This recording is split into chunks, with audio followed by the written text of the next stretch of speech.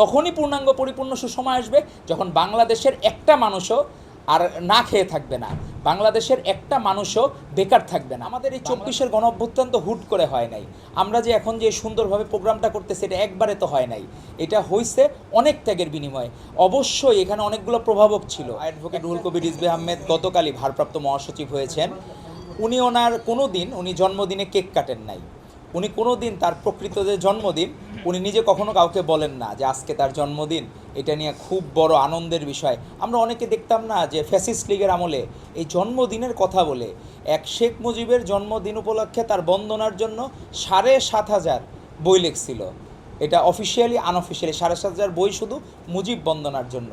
সেখানে আজকে যে ভারপ্রাপ্ত মহাসচিব তার জীবন কোনো অংশে আপনার একটা যদি ফিল্মের যদি আপনি ধরতে চান কোনো একটা সিরিয়াল, এই সিরিয়াল শেষ হবে না তার সংগ্রামের কথা যদি বলা হয়। আজকে 2015 সালের একটি ভিডিও সবার দেখলাম, সবার ফেসবুক সামাজিক যোগাযোগ মাধ্যমে।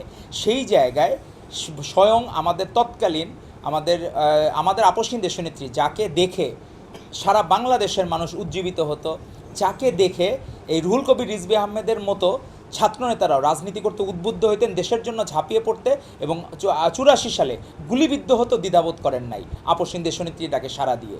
তো এরকম আদর্শিক নেত্রী, উনি নিজে বলেছিলেন যে রিজভী এত ভালো একটা ছেলে, সৎ একটা ছেলে, ওকেও জেল গেটে বারবার আটকে দিচ্ছে। এটা 15 সালের 1 নভেম্বর লন্ডনে উনি একটা বক্তব্যে, কারণ বারবার ওইখানে কি আবার ম্যাডাম নিজের মুখে বলতেছেন যে মাল পানি না দিলে তো ওইখানে ছাড়ে না, জেল গেট থেকে আবার ধরে নিয়ে যায়। তো কি এক অদ্ভুত বিষয়। তো সেটাও ম্যাডাম ফলো করতেন যে টাকা দিতে পারতেছেন না বলে, তো সেই জায়গায় তাদেরকে বারবার অ্যারেস্ট করা। আমাদের এই 24-এর গণঅভ্যুত্থান তো হুট করে হয় নাই। আমরা যে এখন যে সুন্দরভাবে প্রোগ্রামটা করতেছি এটা একবারে তো হয় নাই, এটা হয়েছে অনেক ত্যাগের বিনিময়ে। অবশ্যই এখানে অনেকগুলো প্রভাবক ছিল। একটা জায়গায় বৃষ্টিপাতের জন্য জলীয় বাষ্প, তখন ওখানে কিন্তু ধূলিকণাও লাগে, না হলে এই আপনার মেঘ হয় না, মেঘ হওয়ার জন্য ধূলিকণাও লাগে। তো সেই সময় যে মানুষের মনে যে স্ফুলিঙ্গ হয়েছিল তার পিছনে যে প্রভাবক, যেমন উনি ইন্ডিয়ান পণ্য বয়কট করেছেন, আমরা সেই জায়গায় দেখেছি কতখানি দেশপ্রেমিক হলে স্বদেশি পণ্যকে আফোল্ড করা। এই যে একজন দেশপ্রেমিক নেতা, তো আমরা মনে হইলো আমরা বাংলাদেশপন্থী প্রধানমন্ত্রী পেয়েছি জনাব তারেক রহমানকে, আর আমরা বাংলাদেশপন্থী ভারপ্রাপ্ত মহাসচিব পেলাম অ্যাডভোকেট রুহুল কবির রিজভী আহমেদকে। আজকে উনি জন্মদিন পালন না করে উনি এটা মেসেজ দিতে চান যে কোনো সময় মানুষের মধ্যে কোনো পরিবর্তন হওয়া যাবে না।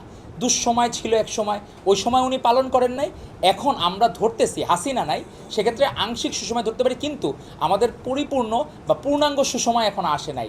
তখনই পূর্ণাঙ্গ পরিপূর্ণ সুসময় আসবে যখন বাংলাদেশের একটা মানুষও আর না খেয়ে থাকবে না, বাংলাদেশের একটা মানুষও বেকার থাকবে না, বাংলাদেশের আমাদের মা বোনেরা একটা মানুষও আর বোনেরা ধর্ষণের শিকার হবে না।